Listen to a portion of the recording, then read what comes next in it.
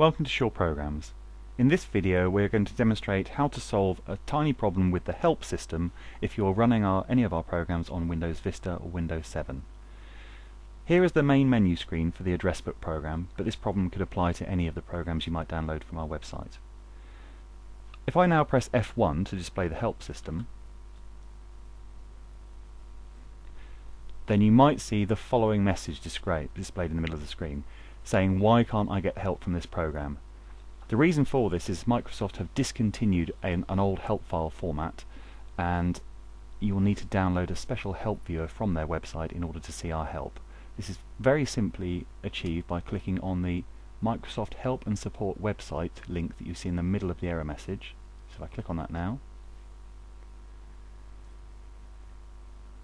it will now fire up Internet Explorer, and it will take you to their support website. And the key bit, if you notice up at the top of here, is this link. This link is the same that is mentioned in our help file after you install the program. So it's a knowledge base article KB 917607. We need to know which version of, in this case, Windows 7 we are running, as there are two different versions, 32-bit or 64-bit. It's easy to work out which one you're using by coming down to the Start button in the bottom left-hand corner, looking for your computer link, right-click on that and choose Properties. In the dialog that pops up about halfway down you'll see System Type, and in this case we know it's a 32-bit operating system. If yours says 64-bit, then choose the appropriate link in the next step of this demonstration. I can now close this window, and I can scroll down this article. Feel free to read it at your leisure, but we're looking for the download links, which are here. Download the appropriate version of the Windows Help program. So we are using Windows 7, so I click on this link here.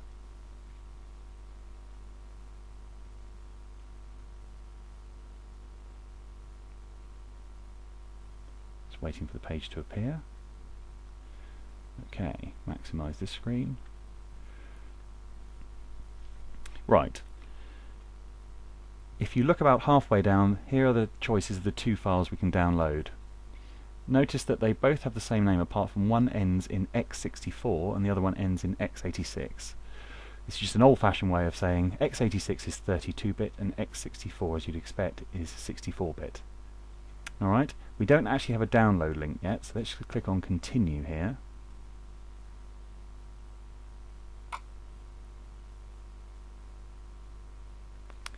And now we have the download links. So as we're using a 32-bit operating system here, we're going to use the x86 link. So I choose the download button to the right of that.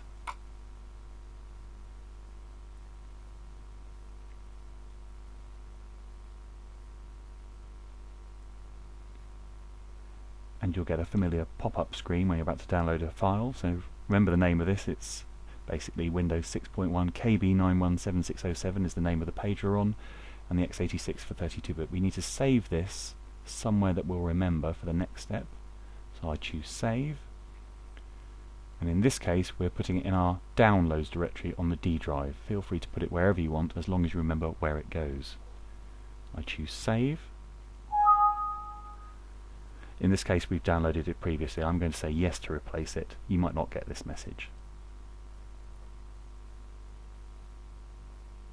And then a green bar will start to move across here. Right, the download is complete. I can now close this web page and the one before it, and I can close the error message that we saw here. I will now minimize the program that we're trying to run, and I will go, using my computer, to our D drive, to our Downloads folder, and here is the name of the file that we've just downloaded. So if I click on that, right click and choose Open, or double clicking would achieve the same thing, you will notice that it starts a standalone installer. It's asking me if I wish to install this software update, so I say yes. You'll get the standard license screen, which you have to accept.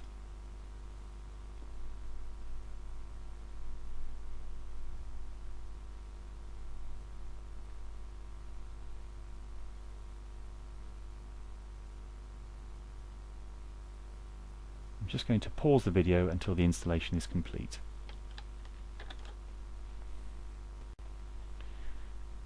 Right, the installation is now complete and we get this installation complete message here. We choose close. I can close the window behind.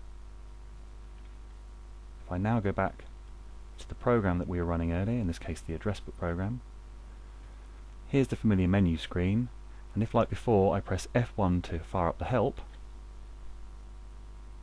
rather than getting the error message we saw earlier, we now see the help file as expected.